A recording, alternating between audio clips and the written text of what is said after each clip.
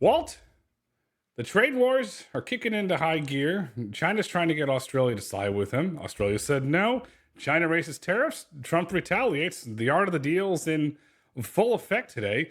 And there could be fallout as Europe's opening the door to China. And what happens with all these Chinese imports to America? Andy Jassy came out and said, they're going to cost more. Me? I'm not going to pay more. I'll find a new product. Despite all this volatility going up and down like a roller coaster, Six Flags Great Adventure, Nuro successfully raised $106 million. But that's not the big news this week, Walt. Let's start with the big news. Wayve got their first OEM deal, a deal with the global manufacturer Nissan. Nissan has partnered with Wayve to integrate the Wayve AI driver software to their next generation ProPILOT technology beginning in 2027. Knowing the Wayve folks, to me, this seems like the first of many OEM deals to come. What do you think? I mean, I think this is really big news. I'm surprised. Obviously, to your point, there was a lot of volatility in the market, things that distract people on macroeconomic levels. But when you have an OEM, partnering with a technology company, in this case, Wayve, that has massive implications when you're thinking about the fragmentation that we've talked about, which is good for the rideshare companies, but just autonomy in general and pushing forth the opportunity for private ownership of autonomous vehicles to be a thing, right? I mean, a lot of what we talk about here is always Waymo and their existing robo fleets and the fact that Tesla is going to be robo fleets. I know Tesla does talk longer term also about private ownership, but really people are thinking of it more as a competitor to Uber and Waymo. So again, for Wayve to cut this deal with Nissan, I think is a very material event in the overall autonomous market. So congrats to both companies. And, obviously, as always, wish them the best at delivering products as soon as possible. We had a member of parliament from the UK came out and championed it and said this is the first of many things to come. As Nissan rolls out this technology, do you see it rolling out in America first, rolling out in Japan first, or perhaps even rolling out in the UK first? How do you see it rolling out? I don't even care, Grayson. I don't know. I'm not familiar enough with Nissan's business strategy. Hopefully Wayve is patriotic enough to try and do it in their own country.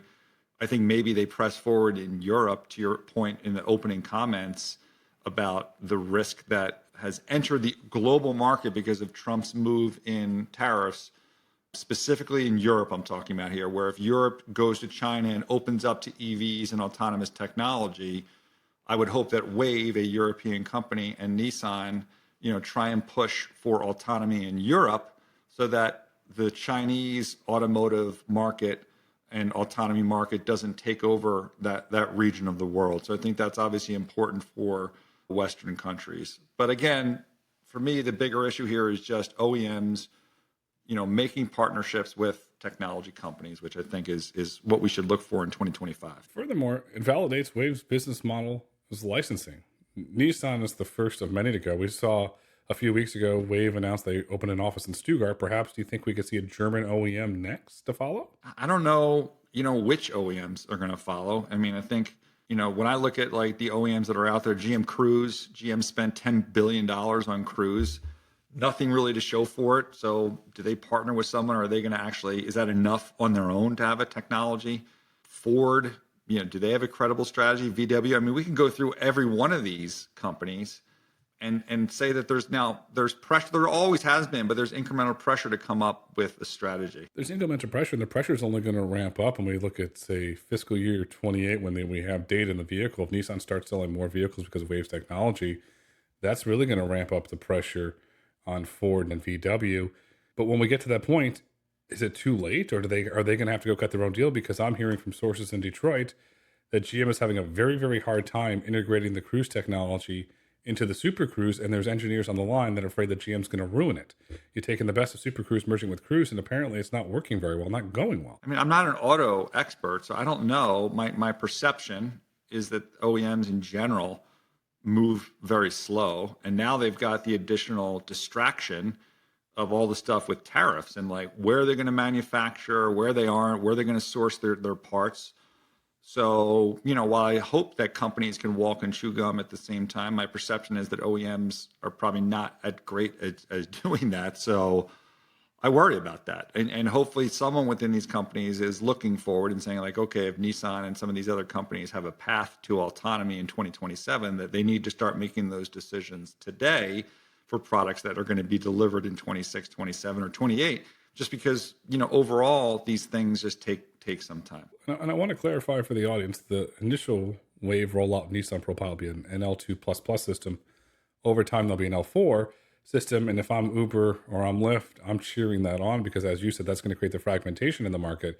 Another company that's going to create that fragmentation when they really ramp up is Nuro. Their technology is very good. You and I have both been in the cars. They have a really great leadership team, but they have this uncanny ability to raise large amounts of capital, especially in volatile markets. This 106 million Series E that they recently raised was led by T. Rowe Price, Fidelity, Tiger Global, and Greylock. The valuation was down from 8.2 to 6 billion, but nothing less impressive. Where do you think that additional 100 million gets Nuro? Does that get them to an OEM deal? I mean, I don't know if the 100 million gets them to the OEM deal, and I'm not sure, given the amount of money that's already been invested and the capital intensity of this business, if it's ultimately enough.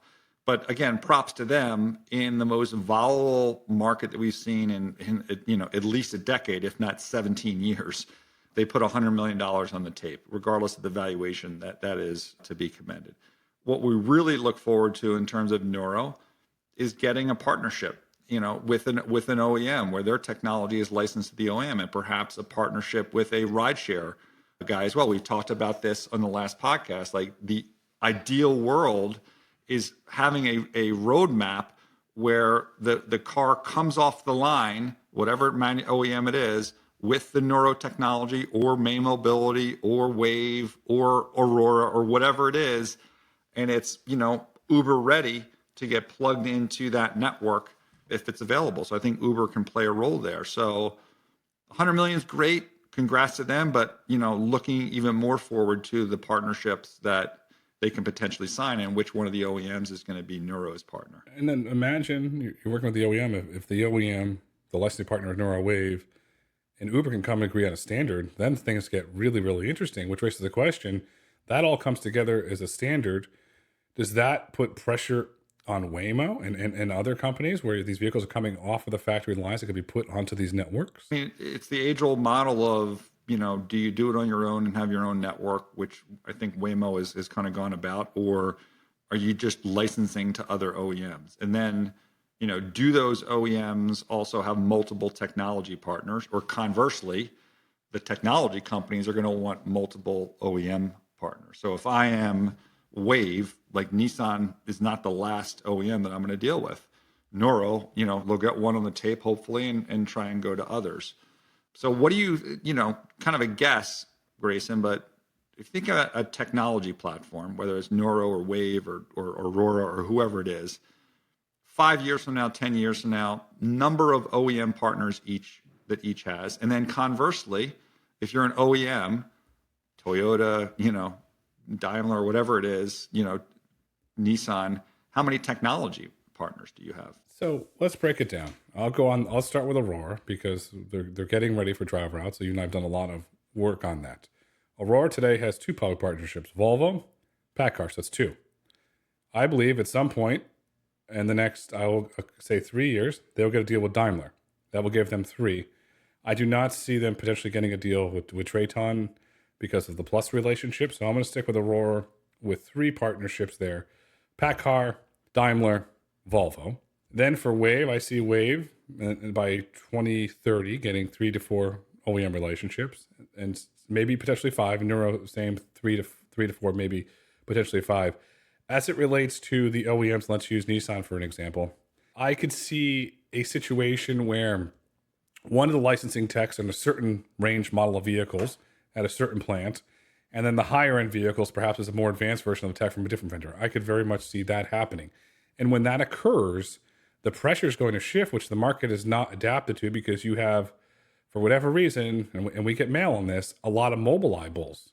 When Wayve and Nuro scale up, it's going to crush Mobileye's business. And then when you look at Mobileye's business, how much longer can they hold on to VW? VW for the Chinese markets has Horizon Robotics. I could very easily see, and I'm going to say on the record here, at some point, Wayve will get a VW deal. What does that do to Mobileye's business? Does it cannibalize it? Where do they end up going at the end of the day? So let me address each of the things that you said. First, on Aurora, I think your view on Aurora is too limited because you're in your brain thinking only about the trucking industry. And in my view, as Chris Urmson pushes that technology forward, will be then the ability to license that to additional OEMs for cars. In terms of the other companies, for sure, 3 to 5, I think sounds a bit aggressive, but sure, they can license it, assuming that they're each successful. We don't know. Obviously, over time, history has shown that some will fail and some will win. And in terms of the OEMs, I mean, I feel like it's a lot for the OEMs to have, I think, more than 2. I think you want 2 because you just don't know right now. So you want to kind of spread your bets initially. I think 2, in terms of the effort that they have to put in terms of the integration and what have you, feels like that's going to be the right thing for an OEM to have 2 different technology partners. And maybe the market will evolve where there'll be the one default that everyone uses, and then there'll be the kind of stalking horse that kind of keeps the leader, honest in terms of pricing and providing additional, bells and whistles and features that the individual OEM wants. You don't want, if you're an OEM, you don't want the big guy giving all the good stuff to Toyota and then you're not getting something. You want someone else there with some type of competitive stalking horse ability in terms of pricing and features. You're right. I want to go back to Aurora for a second. You are right. They do have a partnership with Toyota for the vehicles. Mr. Urmson has been out there saying they will go into vehicles. So you can add Toyota. And then I'll say when they get to that point, I'm going to say 2035. Yes, maybe they have 2 OEM partnerships. Let's not forget May also has the Toyota relationship as well. When you look at OEMs, and you're 100% right, they're going to have 2 partnerships. And let's look at history. Ford had Argo. They pulled the plug. It failed. GM had Cruise. They pulled the plug. It failed. There was a single point of failure. Do other OEMs say, wait a second, Ford had a single point of failure. GM had a single point of failure. Wait a second, we can't do that. We have to have 2 systems. Redundancy, very similar. If you're building out a network, you have to have fiber pipe come from the north and come from the south, so you have that redundancy. Yeah, I think that's true. And I think the reason you can't fault those companies for using one at the time. It's what was available, and it was still very early stage. As autonomy is obviously the pace of development is accelerating. I think the opportunity for to have 2 different technology partners makes sense, and credit to Toyota, who I think to a certain extent is a leader in terms of developing many partnerships across different product lines that they have. That's I think the model to look at. Yes. We won't debate this today, but the question that is, what is Toyota going to do with Woven Planet? They have the old Renovo assets. They have the old Lyft Level 5 assets. They have Woven City. They have a lot of assets that they're going to have to figure out, but their vehicle strategy is very, very sound. Then, so you have Nuro in the licensing game. You have Wayve in the licensing game. You have Elon on earnings calls saying, we're going to license. May Mobility, don't forget them. Can't forget May Mobility. You're right. Edwin's going to license. He's a little lunch in the could. Does Tesla make a reaction, or does Elon just come out, yeah, we're thinking about licensing, and then it just disappears for a couple more quarters? I think there's one thing that you can say about Tesla is they don't react to anything. I mean, some people may call that hubris, but there's no reaction there. So if that business evolves where it's a licensing strategy, maybe. I mean, I think one thing I'd point to is what happened with X and XAI. And there is the possibility that you take some of the technology and suck it out into XAI. That is certainly a risk, as I talked about, I think, before in this podcast at Tesla, where maybe there's a swap of assets of the autonomous technology out of Tesla into XAI, and then Tesla effectively becomes the manufacturer. Elon owning a certain percentage of Tesla, which is much lower than what he would own at XAI. So there's some financial incentive to do that. And then when it's there, XAI can be the licensor of that technology to other OEMs. So I wouldn't rule that out as a long-term possibility in terms of how all these companies evolve. But in the moment, I think the primary focus is getting it to work in Austin and then expanding it in more markets. So I think for the next 18 months, at least, the outward signs you're going to see from Tesla are not reacting to or even talking about near-term licensing of this technology, but basically building their own robo-taxi networks where they own the cars and they operate them. I want to stay on the theme because you're on something here. When you say spin out, is that we're talking just FSD, full self-driving assets, and the original autopilot assets, all of that technology is what you see potentially being spun out into XAI? I'm not saying spun out. I'm saying moving that asset, meaning the technology, out of Tesla into XAI. And what is XAI, issue? They issue, equity stake in that company. That equity stake is valued at whatever they decide the value is. Basically, like the type of situation you just had between, X and XAI and how that merger worked. You come up with valuations, you combine them together. In this case, maybe you suck out an asset, and basically Tesla as a company owns a stake in XAI. Again, this is just speculation on my part, but things that can certainly be done where assets are moved in between the company, where technology resides in one company, manufacturing resides in another. So you manufacture the robots there as well, right? But the technology on how those robots work is, and then this company effectively just licenses the technology back into Tesla. It's certainly something that can happen. Nothing that anyone in Tesla has ever talked about, but certainly something to consider in terms of how companies can restructure where their assets sit. XAI becomes an AI intelligence company. So you have the large language models and you have the self-driving models. And if those asset swaps were to happen and XAI is to be floated, you're going to get a premium valuation there because you're getting the best of both growth worlds. Yes, but look at it two ways. Haters would basically say, no, he's stripping the valuable assets of the company out of Tesla, where he owns, whatever it is, 20%, and putting it in a business that he owns a much larger stake in for personal benefit. Others might look at it and say, this is like, companies have done this a lot where they do tracking stocks or whatever, where they say, okay, for this type of investor that wants a manufacturing company that's, this type of company maybe generating dividends, it's not as high growth, it's over here. And then the kind of licensing strategy with a much higher valuation, and the sum of the parts of these two companies, because you're going to get this super high multiple over at XAI, is greater than it is over here. I mean, it's just companies kind of do this stuff a lot. I got to go to telco corner here. So are we talking about a Dr. John Malone Liberty type model do you see potentially evolving? That's why I mentioned tracking stocks, and it was more than Malone that did this type of thing. That's interesting. I think it's a possibility. We don't have any data to point to, but with Elon, anything is a possibility. I think it's actually interesting. It creates a lot of value there. So investors are getting access to AI and autonomy for growth. And if you look at a company holding a lot of assets, Amazon, they have AWS, they have shopping, and they have a robotaxi division called Zoox. This week, Zoox announced that they're going to start mapping LA, followed by testing of the vehicles. Not the toasters, not the Waltmobiles, but they're going to test the Toyota Highlanders there. No surprise to our audience, Zoox did not announce any commercial plans with this mapping. Why do you think Zoox is taking such a methodical, I'll use the term, slow approach? Is this a tortoise and the hare situation, or what do you think this is? I don't know what it is. I think it's almost too fast of an approach, because I'd certainly rather see Zoox expand the potential service area based on where they're trialing the product, at least last reported, in San Francisco, and launch San Francisco before you move on to a new market. So maybe they're trying to send an external signal to others saying like, oh, things are going so great, we're going to just start mapping out LA. Great, but let's be able to get into a car first in San Francisco and see how that goes. I agree with you. It just seems a little aggressive. It's April 11th today, 2025. By December 31st, 2025, will Zoox be operating a commercial robotaxi service either in Las Vegas or San Francisco? I would say yes. I mean, if they're trying to send this signal about LA, I'm just going to be the dumb investor here saying like, yeah, they should be able to get there by December of 2025. And if they don't, it's clearly a disappointment to the market. So, then I think pressure should continue to build in terms of is this the right long-term strategy for Amazon to be involved with? Will it be Las Vegas, San Francisco, or both markets? I mean, if you launch San Fran, you kind of have to launch Vegas. And if you're only doing Vegas, that's also, I think, a fail. So it has to be San Francisco by the end of 2025. So let me caveat this again.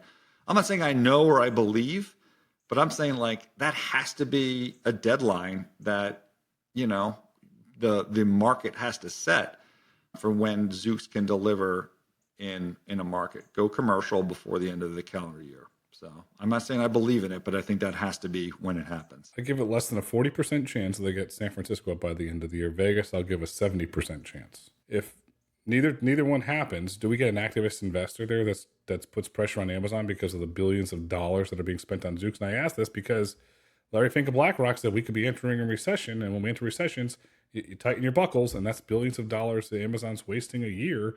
We're not having zero revenue. Definitely not. It's just not big enough in the grand scheme of Amazon that investors would care enough, or that an outside investor would come in or an activist investor and point to that as the issue. An activist did it at Alphabet. TCI Fund Management called for shutting down Waymo or spinning it out.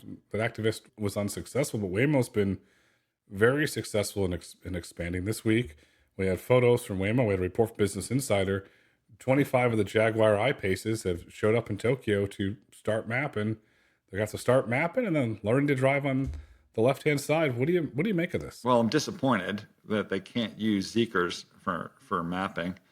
And, given the discussion we've had on past podcasts about the limited number of Jaguars available, I think I'd rather have those Jaguars, in, markets in the United States, whether it's California, it's Austin, or it's markets that have not yet launched to deliver service, as opposed to being used for mapping in Tokyo. And I think it underscores the issue that, going back to even the earlier comments about OEMs, like, technology companies that need OEM partnerships, even though Waymo has three, well, one now gone, Jaguar, Zeekr, and Hyundai, like, there's a company that needs, I think, OEM partnerships. And they need to, I think, to take the next step, OEM partnerships that can get their full cost of product down below $100,000. You get that product below $100,000, $75,000, $80,000, all in, car and technology. All these, hater kind of comments about inability to turn a profit, I think, start to be reconsidered based on the utilization there. So don't like using the Jags in Tokyo, would like them, to start announcing OEM partnerships. And let's see how many other tech companies, meaning like Waves or Nuros or May Mobilities, sign new OEMs before Waymo can. I mean, is it possible, Grayson, that, and I see this in some of in the enterprise space in telco, I won't get more specific to take you down too much of a telco corner, but some people are afraid of partnering with Google because they're afraid that Google's ultimately, going to kill them. Like, maybe I'm an OEM, I don't want to partner with Google because maybe I think, Google's going to go back to their original strategy and just make a car, with Foxconn and kill me. So why help them now? So maybe OEMs should just turn their back on Google and not do those partnerships and take the fragmentation approach that Uber is behind and go and partner with some of these startup technology companies rather than enabling a company that has wiped out so many other companies, in other businesses that they've gotten involved with. There's a lot of uncertainty on both sides. You see a lot of automakers, even look at Apple. They don't want CarPlay in the car. They don't want Android Auto in the car because they don't want all that data to go back. So you have it there. And if I'm a large OEM, I want the same thing Uber wants: fragmentation. You don't want to just become a contract manufacturer for Waymo. You need that fragmentation. So they are going to have to go that. Perhaps could we see the OEMs seed the market in a similar way that Uber's doing with fleet management, a little here, a little there, to try and accelerate that fragmentation? Maybe that's the possibility. Maybe Zeekr wasn't the unforced error that you like to talk about. Maybe Zeekr was the only deal they could get, because the other OEMs don't want to allow them, to come in and wipe out the overall market. I don't know. We can only speculate, but I think more focus has to be put on Google and Waymo in terms of where are their OEM relationships beyond Hyundai. The only could get a Zeekr Geely deal. That's interesting. I'd love for our listeners at Waymo, send Walt and I a note if that's really true, or share some insight on there, because I think there's a kernel of truth there. So if you look at the Zeekrs that come into America, China right now, that's 145% tariff to come to America. For China to send a vehicle to Japan, zero. No tariff. Perhaps Waymo just takes the Zeekrs out of China and sends them right over to Japan to avoid the tariff. in the shipping cost? I mean, I don't want to overreact to these things because things are moving very fast with this administration. So hopefully, the trade wars can get resolved in fairly short order. It obviously does not feel sustainable that we have U.S. tariffs for inbound products at 145, outbound stuff going into China at 125%. You've got TikTok. There's been a law to shut it down that still has not been implemented. So it feels like we shouldn't go overboard in trying to figure out where these Zeekers are going to go or what the end game is. But it's not necessarily a positive situation at the moment. But I do have some level of faith in our administration that there will be some resolution within a reasonable time frame. I don't know if I want to put a time frame on that. Grayson, do you? when are our issues with China resolved? And at the end of the day, will Zeekers be allowed to be sold in the U.S.? When they're going to be resolved, that's a question for President Trump, Secretary Bessent, and Secretary Lutnick. Not going to comment on that. I will state for the record, I do not see the Trump administration, President Trump, blinking first. Because you're seeing, it's really interesting. If you look at some of the political strategy, China's out on an island now. The rest of the world, minus Europe, is with the U.S. And so if China keeps retaliating, Trump keeps going. The fact that we're sitting here even talking about Waymo's unforced error, which was the Zeekr, it could have been avoided. So where this goes, I don't know. I mean, in the Cold War, we spent Russia into the ground. So I think ultimately the impact on China's economy is has a similar impact relative to the impact on our economy. So those things can lead to a resolution. We'll just see if the resolution, I wouldn't rule out the resolution, meaning that there are Chinese products like the Zeekr or maybe even Chinese EVs that are available to be purchased in our country. I don't think that's going to happen. But again, you never know with this administration and what is pitched as a positive deal for this country. The Zeekr, you'll not be able to purchase in America for the next 4 years. The same with Chinese EVs. And then we have a little bit of insight that the governor of Michigan, Gretchen Whitmer, was in the Oval Office yesterday talking about the positive impacts that the tariffs are going to have on Detroit. Well, let me just push back on that, Grayson. Sorry to interrupt you. What if China, in all of this, obviously there's a lot of noise to be resolved. And we've seen Massa promise to manufacture something in Wisconsin, and it didn't actually get manufactured, but everything was good because they had a nice press release in front, or a nice Photoshop moment for Trump and Massa.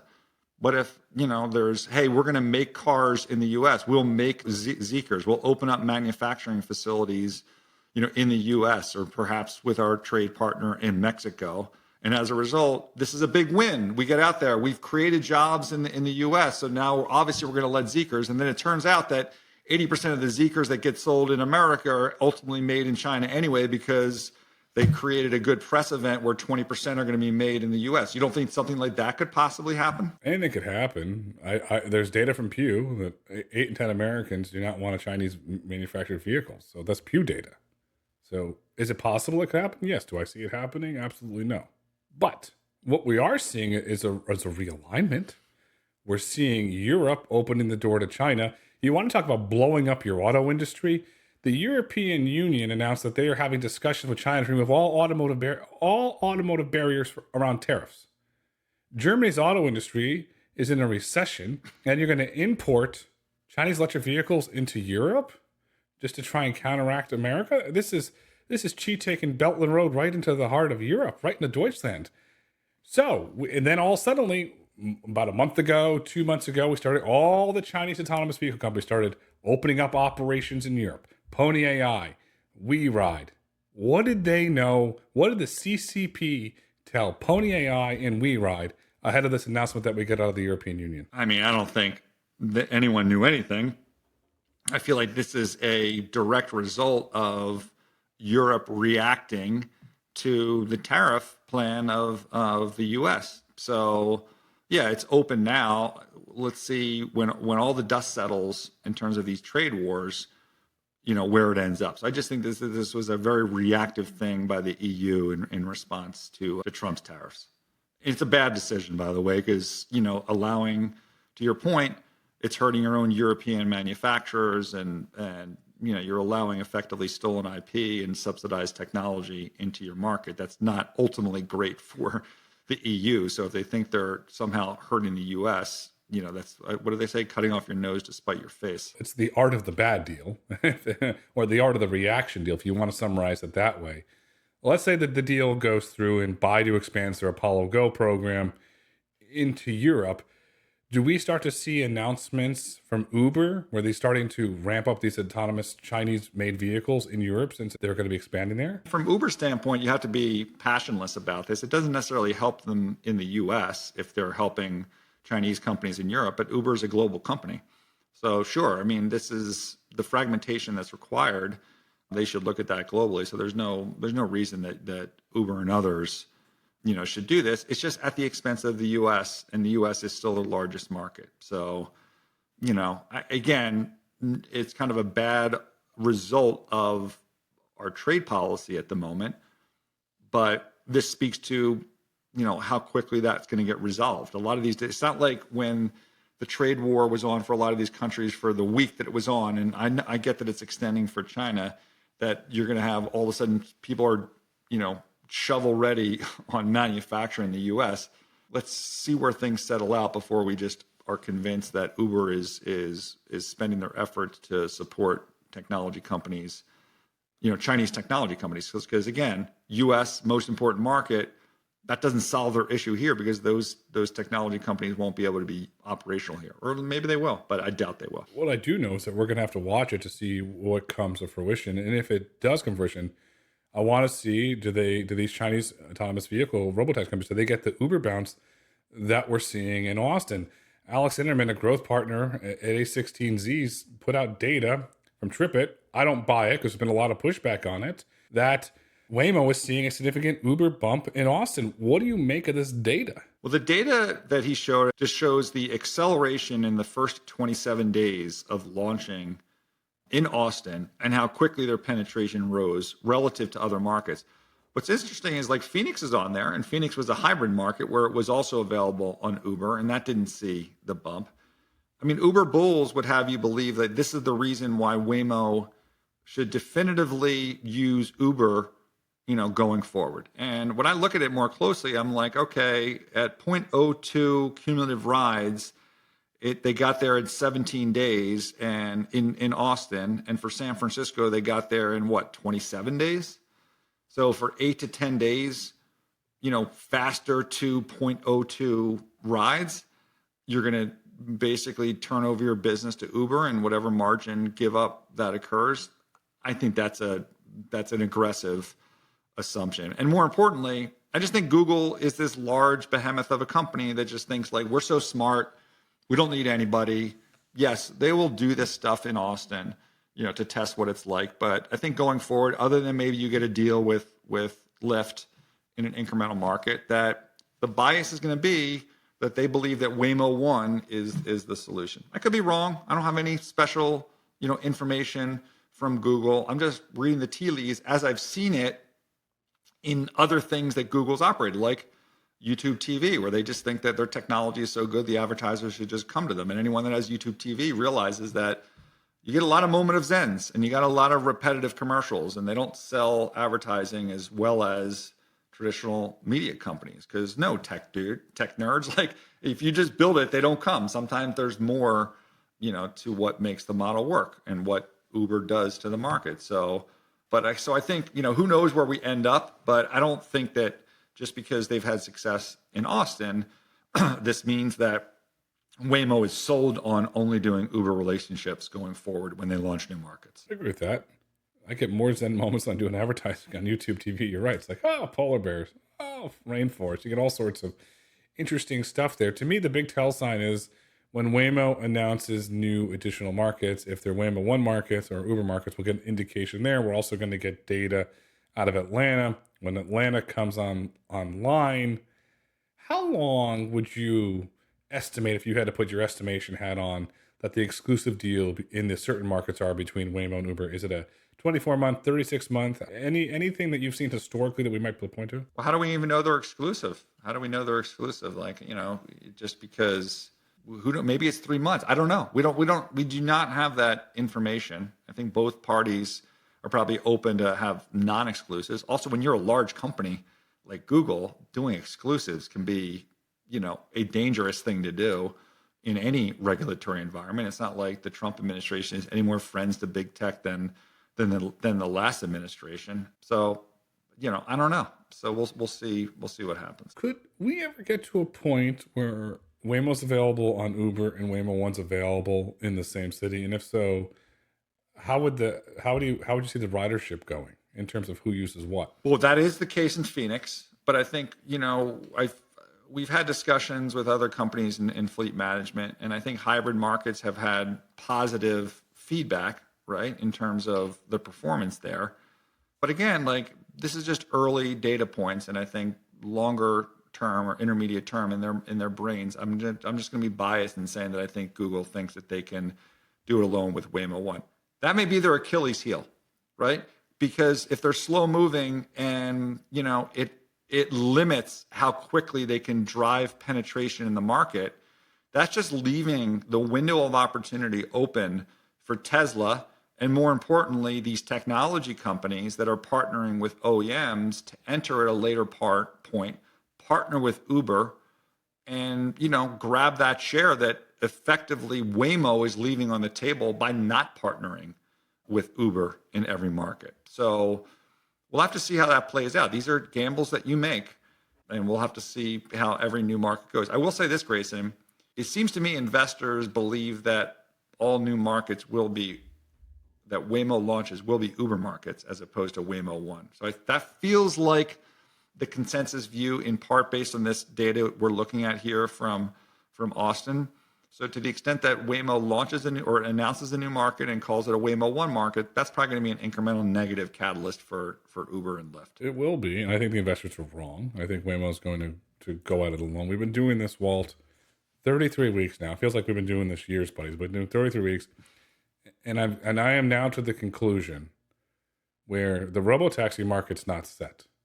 When all this fragmentation comes in there, it could turn things upside down, and a lot can change. And a lot's changing in the autonomy markets. And this week, we got a whoopee burger out of Nevada. We had some state legislators who introduced Senate Bill 395, which would effectively ban autonomous trucking in the state. And you can't oust this person because his mother had the seat before him. It's a plus 12D seat. I'll say that there. SB 395. It's a classic example of state legislators putting the interest of self-interest and their own interest above those of constituents in the economy of Nevada. It's bad for Nevada and only serves the constituents. We need the governor to veto SB 395 in Nevada because it's bad for Nevada's economy and only serves in the interest of special interests that ponder and make up stuff about autonomy. And for the special interests that listen, you're wrong. Autonomy is safe. I challenge you to that debate. That's the unforced error of the week. I thought you were going to say you challenged them to a duel. That's where it sounded like I just watched the season finale of season 1 of 1923, and you were going to challenge the self-interest, special interest group. I'm not going to have you list the special interest group because I think I know who they are, and I would not want to challenge them to a duel. But it is crazy that you have any state legislatures banning autonomy. That's just bad form. Hopefully, Secretary Duffy and the rest of the administration can stop their focus on congestion pricing in New York City and focus on maybe these bans that are out there, which have a much larger impact, I think, on our economy's potential going forward. Lay off the congestion pricing, Secretary Duffy. Let us have our congestion pricing. I don't like congestion pricing, so I differ with Walt on that. What we do agree on, Secretary Duffy's got no problem getting in front of a microphone and saying what he really thinks. And hopefully the secretary will do that now for autonomy, because autonomy is good for the economy. That's why we have a show called Autonomy Markets. A little slow this week outside of the huge Wayve news and the really great news out of Nuro. What do we need to look for in the markets over the coming week? Grayson, this is my last week before earnings kick in, and we have to, hear what all these companies say in terms of what they think the tariff impact is going to be. I'll be out on the road again, LA, Las Vegas, on secret missions to try and figure out what's going on in autonomy in those areas. So I'll just leave it at that. LA and Vegas, here I come. If you're a listener and you're in those markets, you want to chat about autonomy, let me know and see if I can make some time. Walt is going to make being on the road great again. The future is bright. The future is autonomous. The future is licensing. Walt, until next week, and may you enjoy your top secret missions.